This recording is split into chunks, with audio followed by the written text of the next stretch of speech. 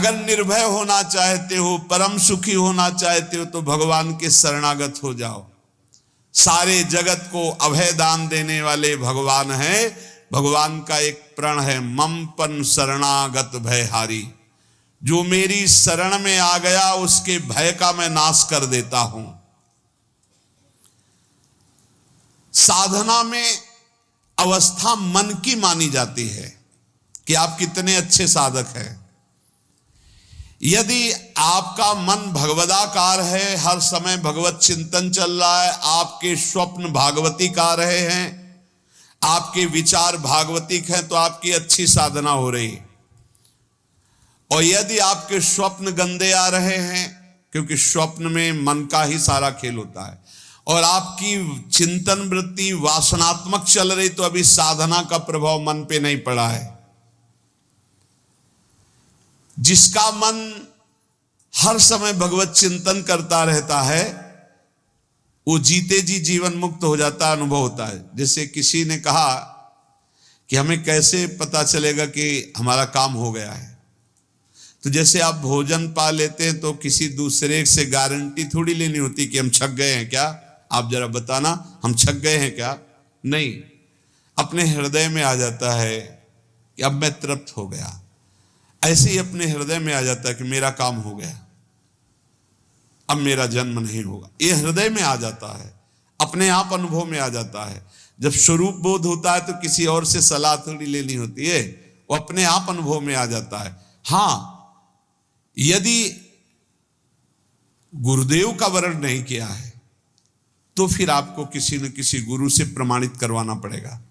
अगर गुरुदेव का वर्ण किया है तो वही मंत्र, वही नाम, वही गुरु शरणागति आपको अंदर से पुष्ट कर देगी कि आपका काम हो गया है। विषय चिंतन करता हुआ मन विषय आसक्ति को प्राप्त होता, विषय आसक्ति को प्राप्त हुआ मन बार बार जन्म मरण और नरक को प्राप्त होता है। बस ये विषय चिंतन हटाना ही प्रमुख कर्तव्य साधना का है। बार बार मन को विषयों से हटा करके प्रभु के नाम में लगाओ, प्रभु के रूप में लगाओ, प्रभु की लीला में लगाओ। जहां भगवान प्रकट होते हैं वहां परमानंद की बाढ़ आती है।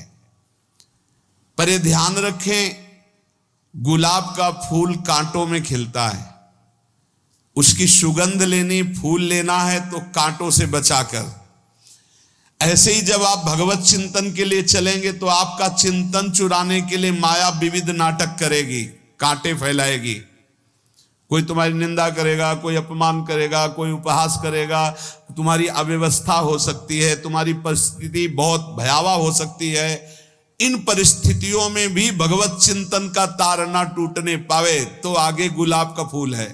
जैसे कांटे से बचाकर गुलाब का फूल लेते हैं और भगवद अर्पित करके सौरभ का सुख लेते हैं, ऐसे ही भगवान के प्रेमानंद का अनुभव करने के लिए संसार के कांटों से बचना होगा। और खिलेगा यही फूल संसार में ही, मनुष्य देह में, और योनियों में नहीं। भगवत प्राप्ति स्वर्ग में नहीं होगी, इसी मृत्यु लोक में होगी। पहले मन नहीं लगता भगवत चिंतन में, भगवत चिंतन जबरदस्ती करना पड़ता है। भगवत चिंतन जे ही प्रारंभ करोगे ते ही बहुत बाढ़ आ जाएगी पाप चिंतन की। ध्यान दीजिए, बहुत लोग प्रश्न करते रहते हैं कि हम जब भजन में बैठते हैं तो बहुत गंदी बातें आती, मन बड़ा चंचल होता है, भाग जाता है। ऐसा प्रारंभ में जब कोई भगवत चिंतन प्रारंभ करता है तो उसका मन विषयों में भागता है, गंदी बातों में भागता है। अब लोग कहते पहले तो हमारा चिंतन बढ़िया होता था, अब चिंतन नहीं होता। तो कोई सिद्ध पुरुष थोड़ी हो गए, तुम्हें जबरदस्ती चिंतन करना होगा।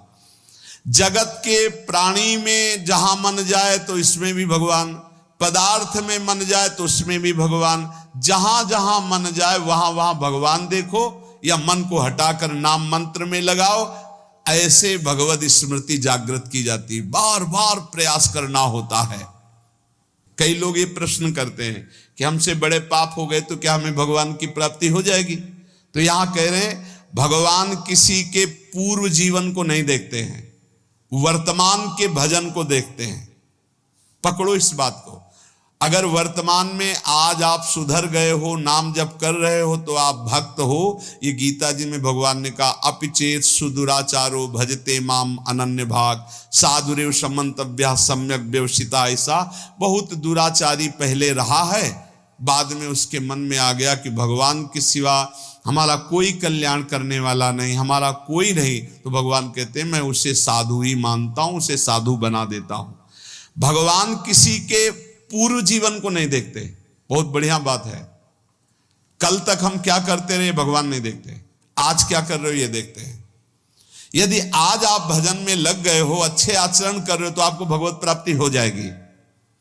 भगवान ये नहीं देखते कि पूर्व में पुण्यात्मा रहा है कि पापात्मा रहा है।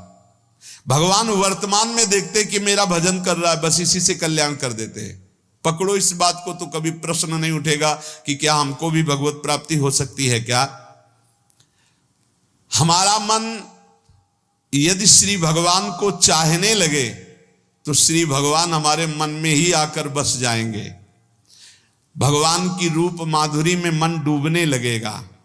यथार्थ सत्य, जो भगवान से थोड़ा भी प्यार करने लगे हैं, उनके हृदय में भगवान की उनकी भावना के अनुसार झलक आने लगी है।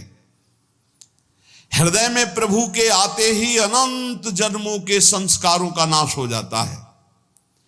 इसलिए तुम अपने पहले वाले घृणित जीवन को याद भी मत करो और उसको सोचकर जरा निराश भी मत हो। अमावस्या में घोर अंधकार रहता है, पर प्रातः काल में अंधकार नष्ट हो जाता है। ऐसे ही नाम का उच्चारण करते ही तुम्हारे जितने पाप अंधकार हो सब नष्ट हो जाएंगे। तुम चाहो कि एक क्षण भी प्रभु को ना भूलो। अब वर्तमान में ऐसी स्थिति बनाओ। जो प्रभु को नहीं भूलने की चाह करता है कि मुझे ऐसी स्थिति प्राप्त हो कि मैं कभी प्रभु को ना भूलूं, तो सच्ची मानो और कोई बात भगवान सुने ना सुने, ये बात जल्दी सुन लेते हैं। भजन की मांग करो तो बहुत जल्दी भगवान पूर्ण करते हो। भजन जिसका चलने लगा तो फिर लोकांतर के सारी रिद्धियां सिद्धियां सुख वैभव तो उसके चरणों में लौटते हैं। जब हम प्रभु से प्रभु का स्मरण न मांगकर भोग मांगते हैं, तभी हमारा भजन रुक जाता है, भजन नहीं चल पाता। यदि हम प्रभु से केवल भजन मांगे तो विश्वास करो ब्याज में सब हो जाएगा। मूल भजन तो आपका बचेगा ही, ब्याज में लोकांतर के भोग आपके चरणों में लुटते घूमेंगे। आप भजन करके तो देखो। अरे घिघियाने की जरूरत नहीं, किसी से मांगने की जरूरत नहीं, भजन करके देखो, सब ठीक हो जाएगा, सब अपने आप बन जाएगा। हम बहुत बड़ी भूल कर देते हैं कि थोड़ा भजन करके प्रभु से कुछ सांसारिक वस्तुएं, स्थितियां, परिस्थितियां बदलने की मांग कर लेते हैं, जिससे भजन छूट जाता है। प्रभु की स्मृति इतनी महान है कि जिन्होंने बैर भाव से प्रभु का स्मरण किया उनको भगवान की प्राप्ति हो गई। जैसे कंस आदि भगवान से बैर ही तो रखते थे, लेकिन भगवान की स्मृति रहती थी। स्मृति ने उनको भगवत प्राप्ति करा दी।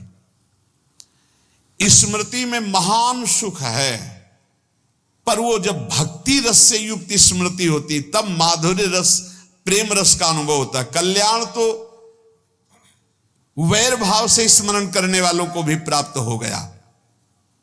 यदि आप भक्त हो और ये चाहते हो कि आपकी भागवती की स्थिति बहुत जोर की हो, तो हम आपसे प्रार्थना करते हैं कि रोज प्रभु से एक ही बात मांगिए, मुझे अखंड स्मृति दीजिए।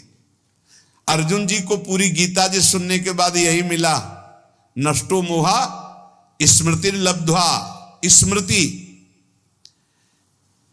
प्रभु आप हम पे ऐसी कृपा कर दो कि हमारे हृदय में किसी और व्यक्ति, वस्तु, स्थान की स्मृति न रह जाए, केवल आपकी स्मृति रह जाए।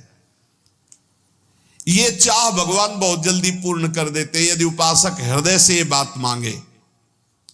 भगवान की कृपा से ही ऐसा हो सकता है कि अखंड स्मृति, ये कर्म फल से नहीं मिलती है।